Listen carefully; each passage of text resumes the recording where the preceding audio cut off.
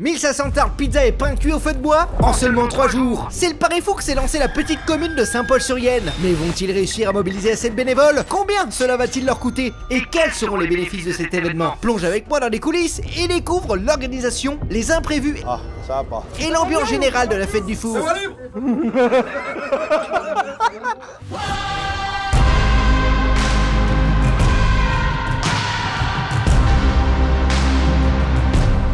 Avant de commencer toute préparation, il est important de préchauffer le four à bois. Et pour cela, rien de mieux qu'un bois spécial qui permettra d'augmenter la température rapidement dans l'enceinte du four. On chauffe le four avec les sarments et là pour faire de la braise, on a du peuplier. Tous les fours utilisent le même bois, les fours. Tous les fours. Avec une équipe de plusieurs bénévoles, nous avons épluché 400 kg d'oignons. Une fois épluchés et coupés, c'est DJ qui s'occupe de la cuisson des oignons afin de les rendre confits et fondants à la fois. Alors pour faire de la pâte à pain, d'abord on met l'eau, le levain, la levure, et après on ajoute la farine. Et on fait tourner 25 minutes en petite vitesse. Et au bout de 25 minutes, on rajoute 5 minutes en deuxième vitesse et on rajoute le sel. Une fois qu'elle a fini de pétrir, on la met dans un bac, et on la laisse reposer 1 heure et après on la façonne. On fait des boules qu'on met dans les paillas. Et le pain, on peut le conserver combien de temps celui-ci? Oh, celui-là, dans de bonnes conditions, 1 semaine.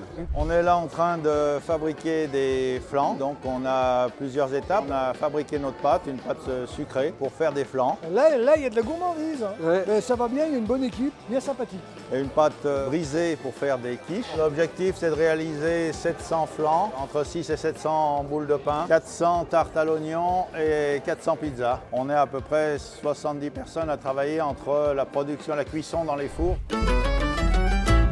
Aujourd'hui, les fours tournent à plein régime. 6 fours en action, chacun avec un rôle bien précis. 3 fours dédiés à la cuisson du pain et 3 fours consacrés aux tartes sucrées comme salées. Donc là, on est sur un four à pain, là, c'est ça? Ah, on cuit que des pains ici. D'accord. Combien de pain vous pouvez mettre dans le four? Ça dépend ce qui nous arrive d'en bas des boulangers, mais en 28 boules. Ah ouais, quand même. 28 boules d'1 kilo. Ça, vous avez pas trop de pertes? Il n'y a pas des pains qui crament? Rien, jamais. Jamais assez. C'est le meilleur four, c'est toujours le plus beau pain. Maîtriser à la perfection. Alors, si on achète du pain qui vient du four, on peut être sûr qu'on va bien manger. À chaque fois, 100%. 100%. Et il faut combien de temps pour cuire le pain du coup? On chauffe environ une demi-heure en chaque fournée et après 1h30 de cuisson. Au bout d'une heure et demie de cuisson, le four est redescend en température, on remet 2-3 fagots de sarment. Donc là on est devant l'un des 4 fours qui va servir à la cuisson des tartes, c'est le four des Moiraoux. Bah, on va voir un peu ce qui se passe à l'intérieur, venez avec moi. Vous pouvez cuire combien de tartes à peu près dans ce four? 28. Et une fournée ça dure à peu près combien de temps? 1 heure de temps. Ça dépend si c'est des flancs ou des pizzas. D'accord. Le flanc mettra plus de temps à cuire, donc on le chauffe plus fort. Donc on va mettre 3 ou 4 fagots et en pizza on en met 2 ou 3. Samedi, c'est aujourd'hui qu'est la balade gourmande. Plus de 250 participants sont attendus et 2 parcours leur seront proposés, 9 ou 14 km. Et à chaque pause, une escale gourmande. Donc le premier atelier ici, on fait des tartines avec les oignons, du fromage, du jambon et ensuite les gens passent au four suivant. Et aussi on a du rouge chaud bien entendu. En plus d'être bien nourris, ils sont bien désaltérés. Vous avez de quoi alimenter les 200 personnes? Du coup, ça devrait, oui. Vous êtes à quelle étape là? Vous avez fait combien de fours? On a fait que 2 fours pour l'instant. Vous voyez dans quel état au dernier four? À 4 pattes, on va marcher. À 4 pattes, ouais. Là, faut faire une escale là. Comment ça se passe là? Eh ben ça se passe super bien. Là, on est dans le haut de l'activité. Ah bah de voilà, la là, balade gourmande. Là, c'est le gros rush. Là, je vois qu'il y a du monde. Là, il y a du monde, il y a du monde. Là, on est à peu près à 200 personnes, je pense, là, ce matin, là, qui sont passées. Ah oui, quand même. Ah, Philippe, Pierre. Regarde un peu là, qui s'est Ah, toujours.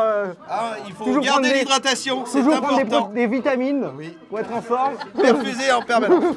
Et qu'est-ce que vous faites là à manger du coup? Donc chez nous, là, dans notre four, on a tout ce qui est dio au vin blanc.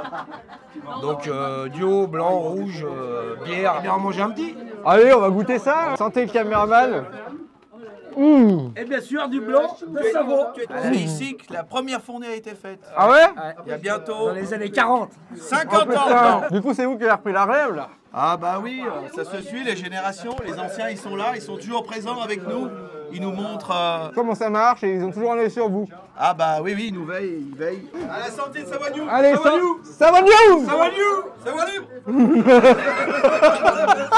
Ce dimanche, c'est la trotte, une course de 9 km où chaque coureur pourra découvrir la commune de Saint-Paul. Après la course, place au réconfort. Pour ce dernier jour de la fête du four, la commune propose un repas convivial et festif.